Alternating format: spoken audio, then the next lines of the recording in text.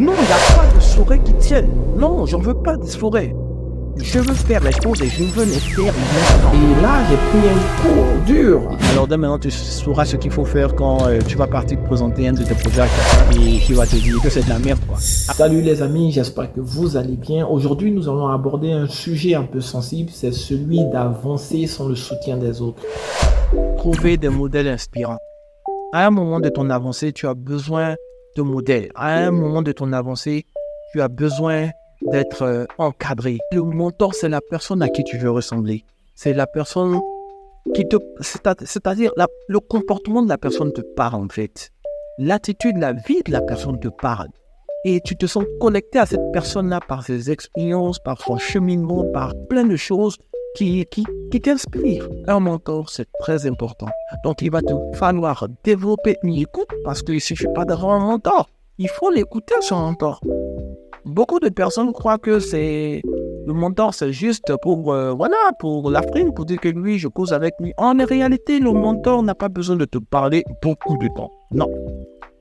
Généralement, les mentors, ils n'ont pas le temps, en fait. Donc, le peu de temps que tu as à passer avec un mentor, il faut le mettre à profit.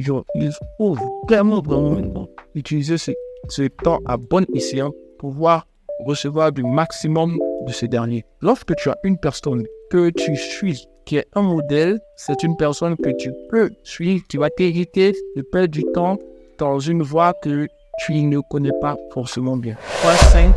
Utiliser le doute comme un moteur. Tu sais, le doute ne doit pas te faire reculer. Le doute doit être un moteur pour toi. Un moteur qui te permet d'avancer.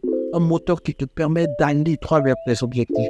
Le doute doit se dissiper très rapidement lorsque tu veux rebondir. Et il est important de t'appuyer sur tes doutes, t'appuyer sur tes limitations. Parce qu'il n'y a personne d'entre nous qui soit un robot. Nous avons tous des sentiments. Nous doutons. Quelquefois, la plupart du temps, on a peur parce qu'on ne sait pas ce qui se cache de l'autre côté.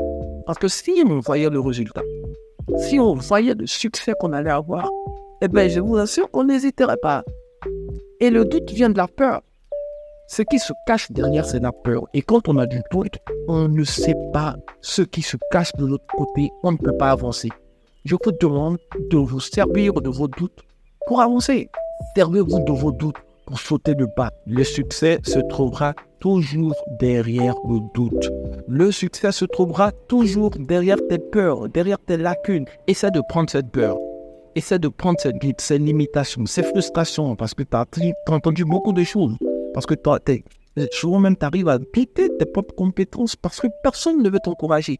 Mais c'est le moment où il faudra être fort dans l'esprit et prendre ces doutes-là pour te propulser. Et c'est ce que plusieurs personnes qui ont réussi ont fait. Ils n'ont pas arrêté de persévérer. Ils se sont toujours donné les moyens d'aller de l'avant malgré les doutes. C'est pas parce qu'ils n'avaient pas peur, mais c'est parce qu'ils avaient un but. Et lorsqu'on a un but, c'est sûr qu'on y arrivera. Appuie-toi sur tes doutes comme un ressort qui va te propulser vers ton objectif. Point 6. L'apprentissage et la formation continue. Apprenez à continuer à vous former littéralement chaque fois que vous voulez atteindre un nouveau cap. Je pense l'avoir déjà dit dans une autre vidéo. Le monde aujourd'hui va trop vite. Ça va super vite. La technologie avance à un rythme effréné et on est très vite obsolète si on ne se forme pas. Avant, on entendait dire que c'était l'analphabétisme qui était, ne pas savoir lire et écrire. C'était ça qui était vraiment l'handicap dans le monde. Mais aujourd'hui, c'est le manque de formation, surtout avec les nouvelles technologies de l'information, les IT. Il faut que tu te dises que tu dois te former chaque semaine, apprendre une nouvelle chose. Soit une masterclass, soit écouter un podcast en voiture, perds pas de temps. La meilleure manière de rentabiliser ton temps, si tu es en voiture, tu as des écouteurs, ben écoute un podcast. Il y a un Américain qui disait qu'il a tourné chaque jour 2 heures pour se former dans la journée. Ben en faisant quoi? En écoutant des livres audio, des podcasts, en lisant des vidéos, et pas n'importe quelle vidéo. Mais il faut que tu te dises à un moment que ce temps-là peut être mis à profit. Pour te former, pour avancer, il faut que tu développes tes compétences intellectuelles. Il faut que tu apprennes à te développer personnellement et professionnellement. Et le développement personnel, c'est l'objet de notre chaîne. On essaie de se développer, on essaie de grandir, d'être des personnes de valeur, d'être des personnes pleines. Pas des personnes qui poursuivent le succès, mais des personnes que le succès localise, les gars. Pourquoi? Parce qu'ils ont créé de la valeur. Créé de la valeur ajoutée. Et c'est pour ça qu'on est là. C'est pour ça qu'on essaie de se remplir. C'est pour ça qu'on essaie de partager ensemble des choses. Donc, il est important que tu comprennes que ta valeur est dans la formation. Et la formation, elle est continue. Continue à lire des livres, continue à écouter des vidéos intelligentes, des vidéos inspirantes, comme T7, comme ma chaîne, comme cette chaîne sur laquelle vous me faites l'honneur d'être abonné. Et continuez à vous remplir et vous verrez que ça fera toute la différence. 7. Prends soin de toi physiquement. C'est très, très important. Comment on constate que quelqu'un a commencé à baisser les bras, à abandonner? Lorsqu'on le voit pas peigné, pas boutonné, mal habillé, avec un visage austère, un regard dans le vide, pratiquement. Une forme physique négligée, soit la personne est obèse, soit la personne est carrément squelettique, la chair sur les os. Et c'est des choses qui sont vraiment terribles parce que là, la défaite se voit et quand la défaite est à ce niveau, c'est souvent très, très, très difficile de remonter la pente. Au contraire, ce qu'il faudra faire, il faudra s'entretenir physiquement. Parce que lorsqu'on s'entretient physiquement, on développe une confiance en soi. On ne doit pas baisser les bras. Généralement, quand on a des soucis, on baisse les bras, même physiquement, on n'arrive plus à... Voilà, un petit parfum par-ci, on laisse tomber tout et on est négligé d'apparence. Et ça, ce n'est pas bon pour l'esprit. Ce n'est pas bon pour les objectifs que tu te fixes.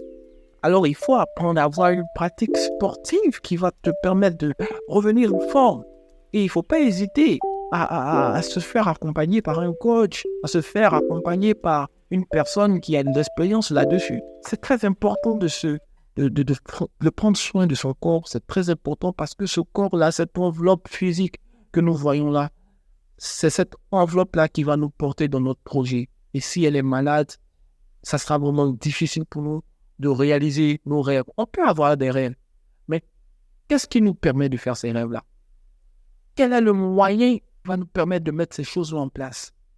C'est pourquoi le bon état d'esprit va avec le bon état physique.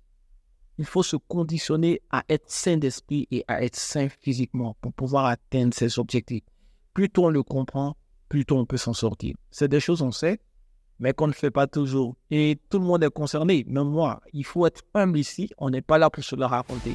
Mais le plus important, c'est de faire l'effort qu'il faut pour pouvoir atteindre tous nos objectifs. Et le fait de s'entretenir physiquement, d'avoir la bonne carrure, la bonne ossature, la bonne santé, le bon poids pour pouvoir atteindre ces objectifs, c'est de s'entretenir avec du sport régulièrement afin de pouvoir se dire ouais, moi aussi j'ai le droit et je vais atteindre ces objectifs, c'est sûr. Pour finir, il faut se dire que le sport est quelque chose de très déterminant dans notre conditionnement vers l'atteinte de nos objectifs.